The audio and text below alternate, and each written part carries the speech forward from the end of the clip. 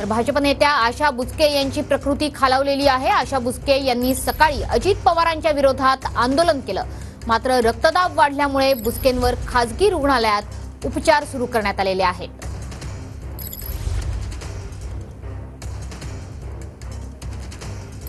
अजित पवारांची नारायणगावमध्ये यात्रा आज आयोजित करण्यात आलेली होती। या जनसंवाद यात्रेच्या दरम्यान अजित पवारांच्या यात्रेला काळे झेंडे दाखवण्यात आले। आशा बुचके या भाजप नेत्यांच्या नेतृत्वाखाली भाजप पदाधिकाऱ्यांनी अजित पवारांच्या या जनसन्मान यात्रेला काळे झेंडे दाखवले। त्यावेळी आशा बुचके बऱ्याच आक्रमक झाल्या होत्या। अजित पवारांनी पालकत्वाची भूमिका पाळलेली नाही असं देखील त्या म्हणाल्या। मात्र या आंदोलनाच्या दरम्यान आक्रमक झाल्यानंतर आशा बुचके यांची प्रकृती खालावली। रक्तदाब वाढल्यामुळे त्यांना खासगी रुग्णालयात दाखल करण्यात आलं आणि सध्या त्यांच्यावर खासगी रुग्णालयात उपचार देखील सुरू आहे। भाजपा नेत्या आशा बुचके यांची प्रकृती सध्या खालावली असल्याचं कळतंय। आज सकाळी त्यांनी अजित पवारांच्या विरोधात आंदोलन केलं होतं। भाजपच्या नारायणगावमधल्या पदाधिकाऱ्यांनी अजित पवार यांच्या जनसंवाद यात्रेला काळे झेंडे दाखवलेले होते। अजित पवार हे स्थानिक लोकप्रतिनिधींना, स्थानिक पदाधिकाऱ्यांना विश्वासात घेत नाहीत, महायुतीचा धर्म पाळत नाहीत असा आक्षेप भाजप पदाधिकाऱ्यांचा होता। ही दोन दृश्य सध्या आपण बघतो आहोत। आशा बुचकेंनी सकाळी अजित पवारांच्या विरोधात आंदोलन केलं, त्या ठिकाणी त्या बऱ्याच आक्रमक झाल्या। अजितदादांच्या जनसन्मान यात्रेला काळे झेंडेही दाखवण्यात आले। त्याची बरीचशी राजकीय चर्चा सुद्धा महाराष्ट्रभरात सुरू झाली आणि त्यानंतर मात्र आंदोलन केल्यामुळे त्यांचा रक्तदाब वाढला आणि त्यांना खासगी रुग्णालयात दाखल करण्यात आलं। सध्या आशा बुचकेंची प्रकृती खालावलेली आहे असं समजतंय।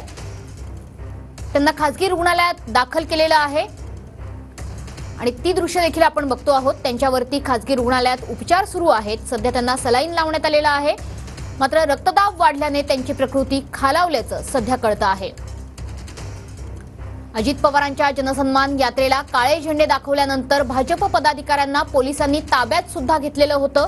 आशा बुचके यावेळी बऱ्याच आक्रमक झालेल्या होत्या। विशेषतः अतुल बेनके यांच्यावर देखील त्यांचा रोष होता। आपले प्रतिनिधी सुनील ठिगळे सध्या आपल्या सोबत आहेत। सुनील, आशा बुचकेंनी सकाळी आंदोलन केलं, बऱ्याचशा आक्रमक पवित्र्यात त्या होत्या आणि आता त्यांची प्रकृती खालावलेली आहे। या आंदोलनामुळे, या आक्रमकतेमुळे त्यांची प्रकृती खालावली आहे का? अजित पवार यांची जनसन्मान यात्रा आली आणि या यात्रेदरम्यान सध्या सकाळी भाजप नेत्यांमध्ये आशा बुचके आहेत, त्यांनी खरं तर ज्या पद्धतीने पुनर्वसन आढावाची बैठक होती त्या बैठकीला बोलवलं नाही आणि कुठंतरी भाजपला या ठिकाणी डावलं जात आहे। कारण की महायुतीचं सरकार आहे, महायुतीचं सरकार असताना सुद्धा ही शासकीय बैठक होती आणि शासकीय बैठकीला बोलवलं नाही, म्हणून त्या ठिकाणी त्यांनी खरं तर आंदोलन केलं। मोठी भूमिका त्यांनी खरं तर बजावली। सकाळी आंदोलन करत असताना त्यांना पोलिसांनी ताब्यातही घेतलं।